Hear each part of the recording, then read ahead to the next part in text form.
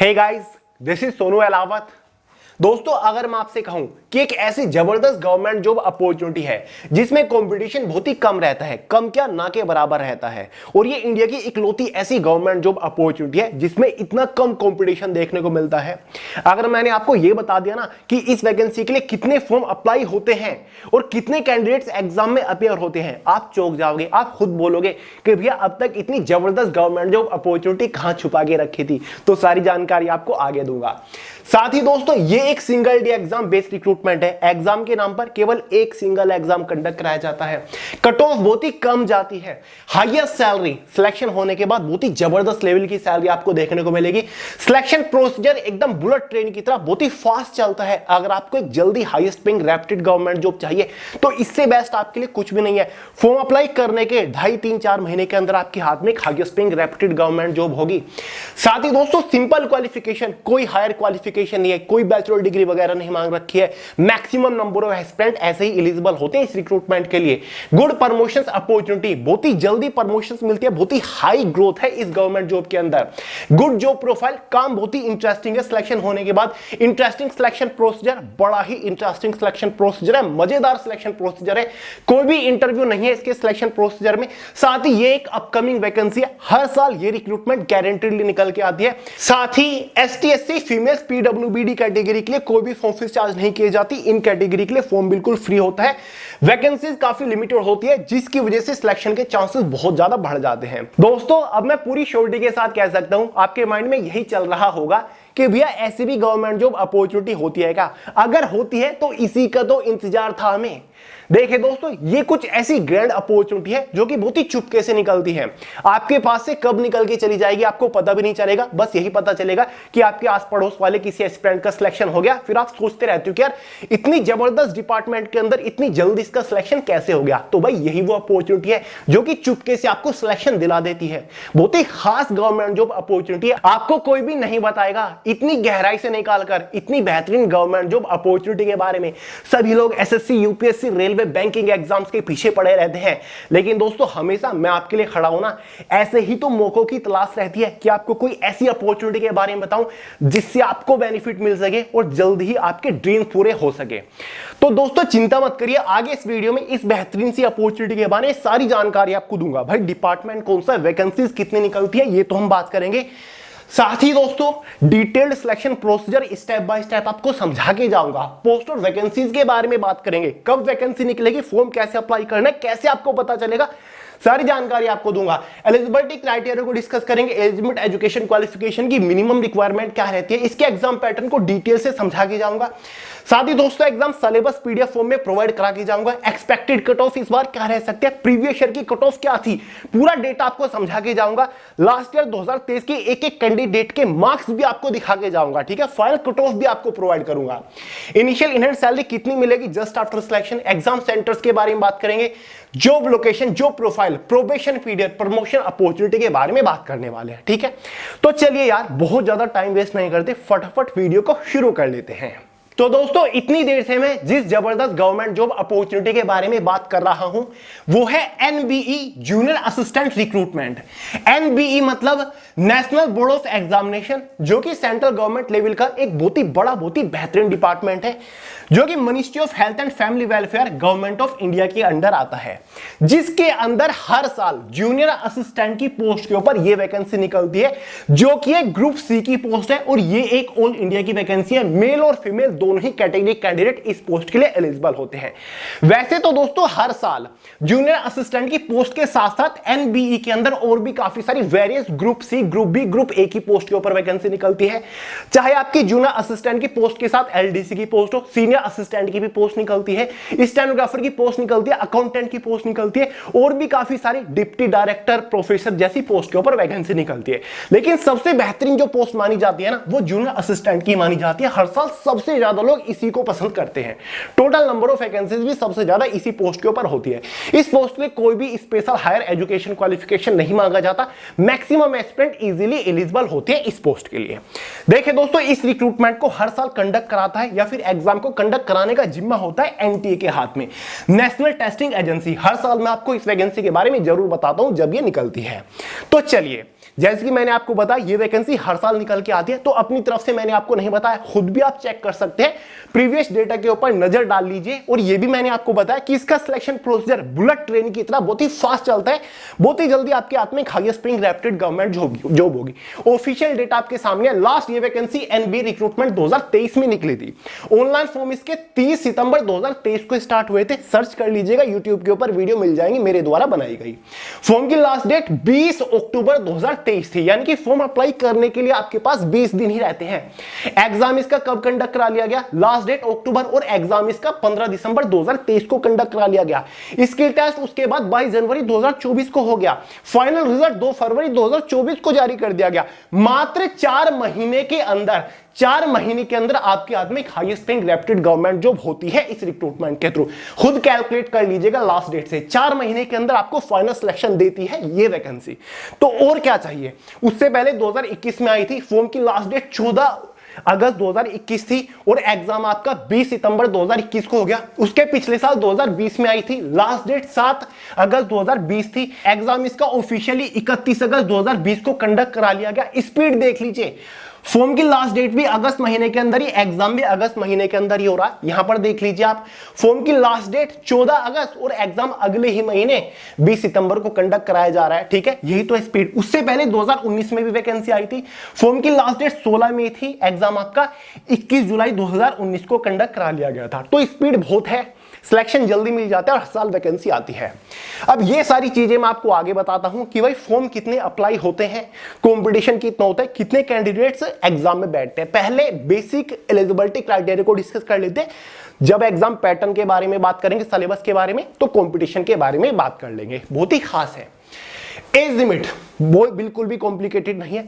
General वालों के लिए मिनिमम एज लिमिट 18 से 27 साल होती है। ठीक है, 18 साल मिनिमम, मैक्सिमम 27 साल होती है। ओबीसी एसटी एससी वालों को एज में रिलैक्सेशन मिल जाता है। ओबीसी वालों को 3 साल का मिलता है, एसटी एससी वालों को 5 साल का एज में रिलैक्सेशन मिल जाता है। ये एक मिनिस्ट्रियल यानी कि क्लरिकल पोस्ट है ग्रुप सी की। ठीक है, साथ ही जो पीडब्ल्यूबीडी कैटेगरी की है ना, उनको भी एज में रिलैक्सेशन होता है। क्वालिफिकेशन बिल्कुल भी कॉम्प्लिकेटेड नहीं है। अगर आपने 12 पास कर रखा है किसी भी स्ट्रीम से, किसी भी सब्जेक्ट से, बिंदास आप फॉर्म अप्लाई कर सकते हैं। कोई भी एक्स्ट्रा एडिशनल सर्टिफिकेट या फिर टाइपिंग का सर्टिफिकेट या फिर कंप्यूटर का डिप्लोमा सर्टिफिकेट कुछ भी नहीं चाहिए। अगर आप 12वीं पास हो भाई, आप एलिजिबल हो, बिंदास फॉर्म अप्लाई कर सकते हैं। इस बार वैकेंसी कब आ रही है, फॉर्म आपके कब निकलेंगे, एग्जाम कब कंडक्ट कराया जाएगा, सारी जानकारी आगे दूंगा, बिल्कुल भी चिंता मत करिए। फाइनली बात करते हैं सिलेक्शन प्रोसीजर के बारे में कि भैया फॉर्म तो हम अप्लाई कर देंगे, फाइनल सिलेक्शन लेने तक, ज्वाइनिंग लेने तक किस किस स्टेज से होकर गुजरना पड़ेगा। इसका कंप्लीट सिलेक्शन प्रोसीजर 2 ही मेजर स्टेजेस के ऊपर टिका होता है। स्टेज फर्स्ट, फेज फर्स्ट होता है कंप्यूटर बेस्ड एग्जामिनेशन। एक ऑनलाइन एग्जाम कंडक्ट कराया जाएगा, जानकारी डिटेल से दूंगा। उसके बाद आपका फेज सेकंड में एक स्किल टेस्ट होता है जो कि बेसिक सा होता है, आप कर लोगे, बहुत बड़ी बात नहीं है, पूरा सिलेबस प्रोवाइड करा के जाऊंगा। तो चलिए दोस्तों, फेज फर्स्ट को डिस्कस कर लेते हैं, कंप्यूटर बेस्ड एग्जाम के पैटर्न और सिलेबस को समझ लेते हैं। वहीं पर हम बात करेंगे कंपटीशन और प्रीवियस ईयर की कट ऑफ के बारे में। देखिए दोस्तों, ये है एनबीई जूनियर असिस्टेंट की पोस्ट का ऑफिशियल एग्जाम पैटर्न। एग्जाम में आपको टोटल 4 सब्जेक्ट से क्वेश्चंस देखने को मिलेंगे। पहला सब्जेक्ट वही जनरल इंटेलिजेंस एंड रीजनिंग है, जिससे टोटल 50 क्वेश्चन आएंगे, 50 नंबर का ये सेक्शन रहेगा। दूसरा हमारा जनरल अवेयरनेस रहेगा, मेरा फेवरेट सब्जेक्ट, 50 क्वेश्चन 50 नंबर के अंदर। तीसरा सब्जेक्ट क्वांटिटेटिव एप्टीट्यूड का रहेगा, 50 क्वेश्चन 50 नंबर के अंदर। चौथा सब्जेक्ट इंग्लिश कॉम्प्रिहेंशन का रहेगा, 50 क्वेश्चन 50 नंबर के अंदर।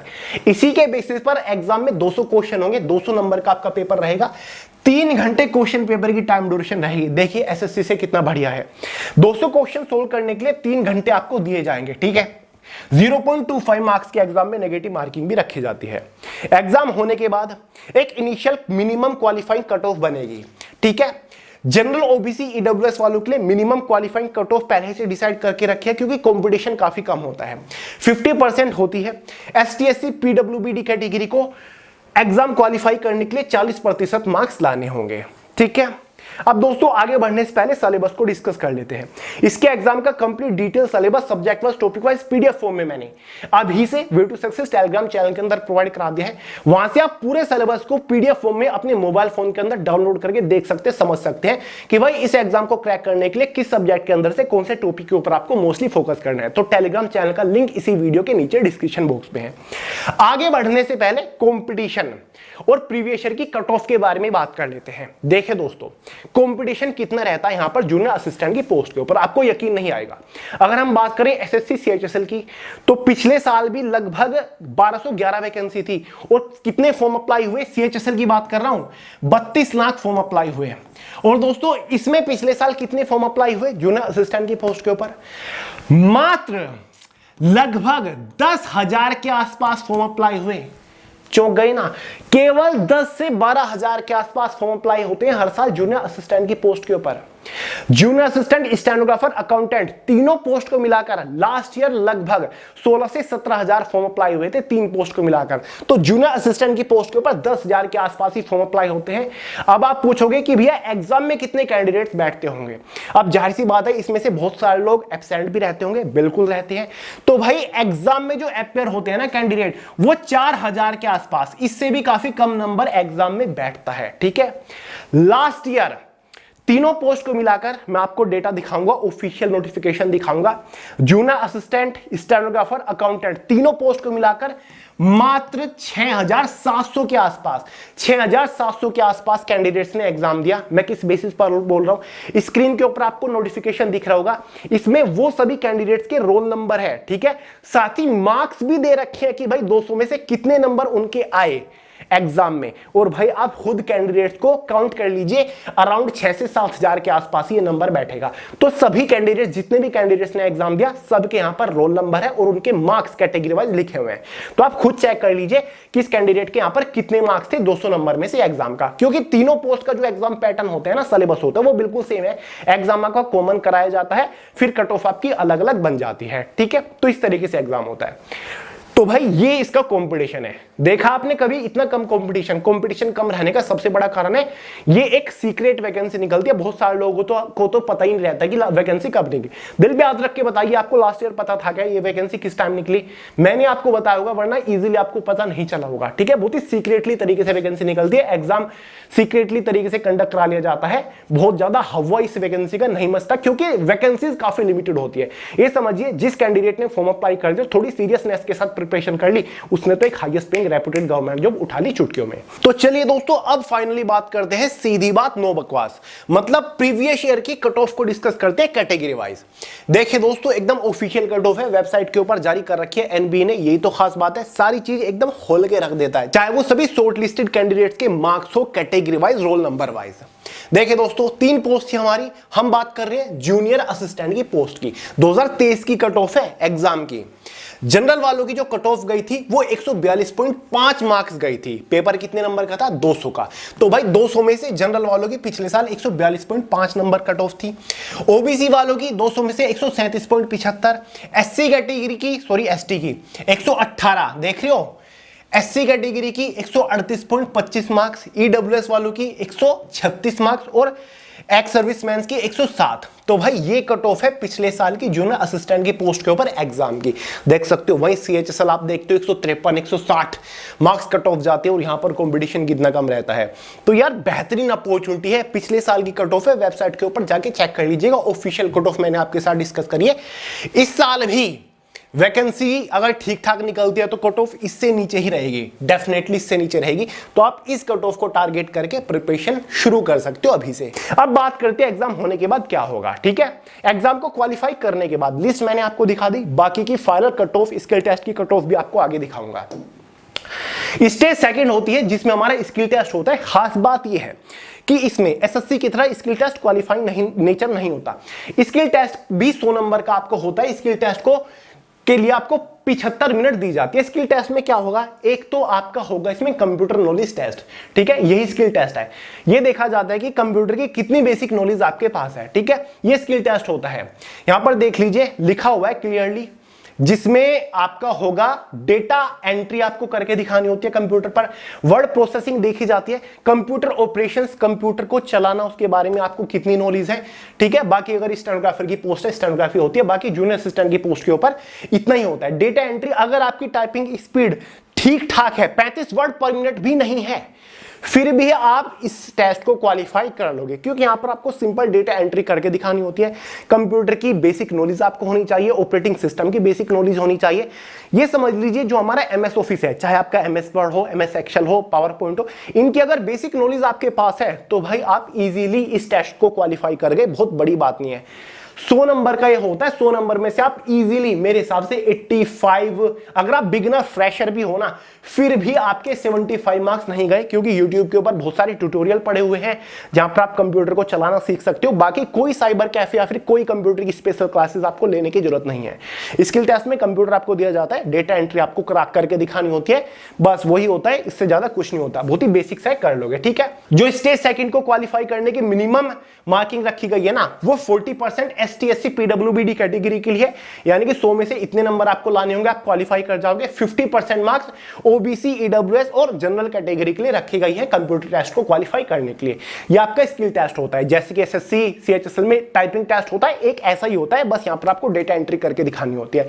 तो अगर आप टाइपिंग की भी प्रैक्टिस कर ले होते हो ना, ठीक है, 30 वर्ड 35 वर्ड पर मिनट स्पीड निकालने की कोशिश कर लेते हो एग्जाम से पहले, तो फिर भी आपका काम बन जाएगा, बहुत बड़ा टास्क नहीं है, ठीक है। तो भैया आपका स्किल टेस्ट हो गया 100 नंबर का। अब फाइनली बात करेंगे कि भैया फाइनल सिलेक्शन, फाइनल मेरिट किस बेसिस पर बनेगी। फाइनल सिलेक्शन जो होगा एक फाइनल मेरिट के बेसिस पर होगा, और ये फाइनल मेरिट आपकी 300 नंबर में से बनेगी। अब आप पूछोगे कि भैया 300 नंबर में से क्यों बनेगी, एग्जाम तो 200 नंबर का था, उसी के साथ साथ स्किल टेस्ट भी तो 100 नंबर का था। तो भाई एग्जाम आपका 200 number plus skill test second stage आपका 100 नंबर, टोटल कितने हो गए 300 नंबर। तो भाई कैटेगरी वाइज एक 300 नंबर में से कट ऑफ बनेगी, जिसके बेसिस पर आपको फाइनल सिलेक्शन दिया जाएगा।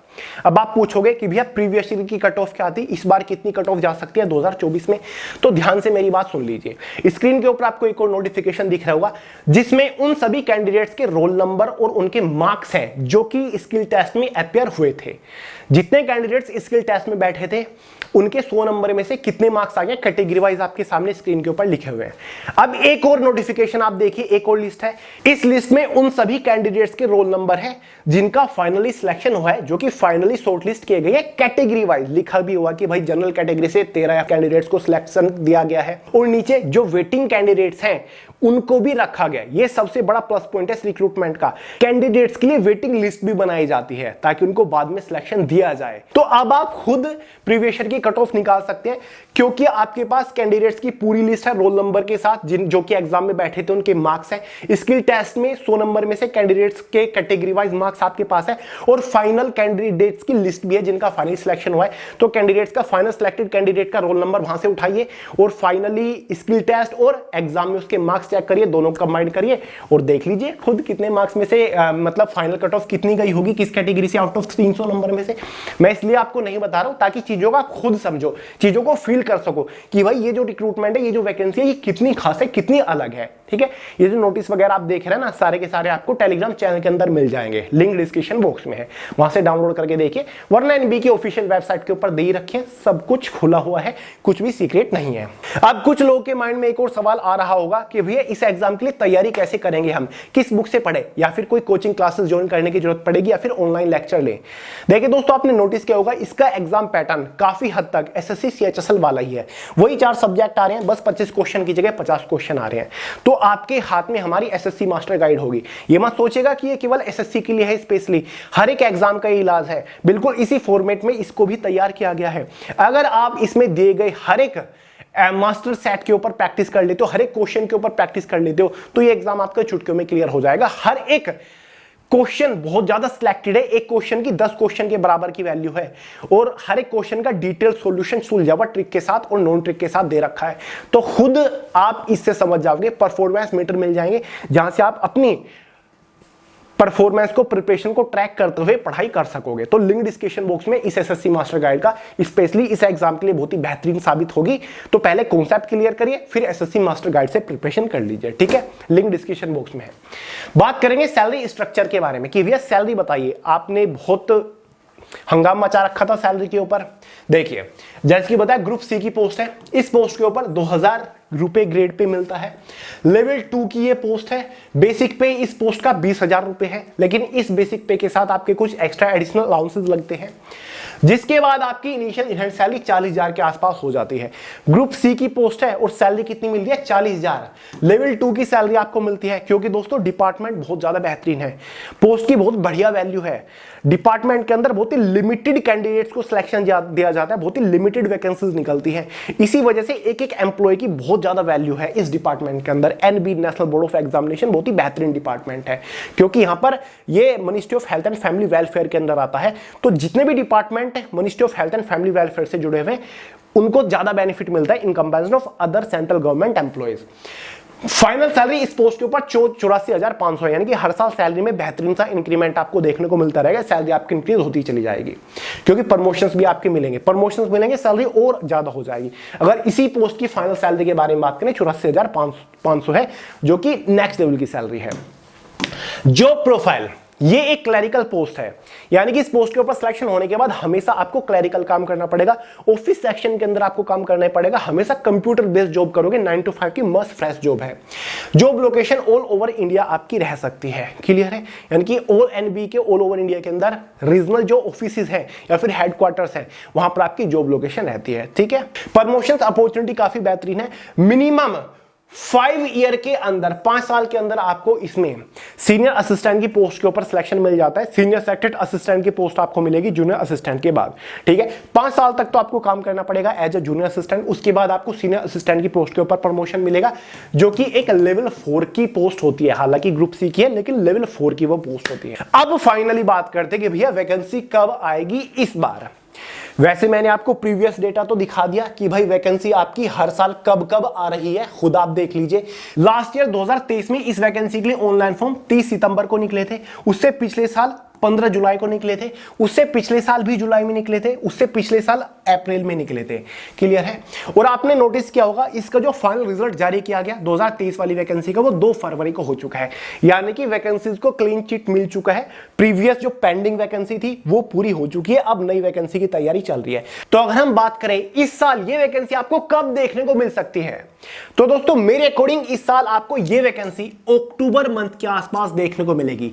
ये मैं आपको एक टेंटेटिव डेट, एक्सपेक्टेड डेट बता रहा हूं, ठीक है। ये कोई ऑफिशियल डेट नहीं है, ये जस्ट एक एक्सपेक्टेड डेट है कि अक्टूबर 2024 तक आपको वैकेंसीज देखने को मिल जाएगी। अगर हम एग्जाम की बात करें, जैसे कि मैंने आपको बता रखा है, मैक्सिमम 20 दिन आपको फॉर्म अप्लाई करने के लिए दिया जाता है। तो पिछले साल की तरह दिसंबर 2024 तक आपका एग्जाम कंडक्ट करा लिया जाएगा, क्लियर है। और काफी सारे लोग कंफ्यूज हो जाते हैं, इस टाइप की वीडियो आधा ही देखते हैं और कमेंट करने लगते हैं कि भैया वैकेंसी के लिए ऑनलाइन फॉर्म हम कहां से अप्लाई करें, इसकी वेबसाइट के ऊपर तो दिखा नहीं रहा है। तो ये जस्ट एक प्री इंफॉर्मेशन आपको प्रोवाइड कर रहा हूं इस वैकेंसी के रिगार्डिंग कि भाई वैकेंसी आने वाली है, पहले ही तैयार हो जाइए। ये एक बेहतरीन अपॉर्चुनिटी है, कहीं आप इसको मिस ना कर दो। इसके कुछ प्लस पॉइंट्स के बारे में मैं आपको बता रहा हूं, ठीक है। जस्ट एक प्री इंफॉर्मेशन आपको दे रहा हूं, क्लियर है। तो जैसे ही इसके रिगार्डिंग कोई भी अपडेट आता है तुरंत आपको इसी चैनल के ऊपर इंफॉर्म करूंगा, चाहे इसका फॉर्म हो, नोटिफिकेशन हो, एग्जाम कब तक होगा, इसके बारे में सारी जानकारी आपको अप टू डेट रखूंगा। बस आप चैनल के ऊपर बने रहिए, चैनल को सब्सक्राइब करके बेल आइकन को प्रेस कर दीजिए। कहीं ऐसा ना हो मैं आपको कोई अपडेट प्रोवाइड करूं, इंफॉर्मेशन दूं, आप उसको जाने अनजाने में मिस कर दो। बाकी कोई डाउट हो, कोई सवाल हो, बिंदास कमेंट करके पूछिए, वरना सोनू हिलाल के नाम से इंस्टाग्राम के ऊपर आपको मिल जाऊंगा। तो चलिए दोस्तों, इस वीडियो में इतना ही रखते हैं। वीडियो पसंद आई हो, आपको मेरा काम पसंद आता हो, बिंदास दिल खोल के लाइक करिए, कमेंट जरूर करिएगा, चैनल को सब्सक्राइब करना मत भूलिएगा। मिलते हैं अगली वीडियो में बहुत ही जल्द, तब तक के लिए जय हिंद।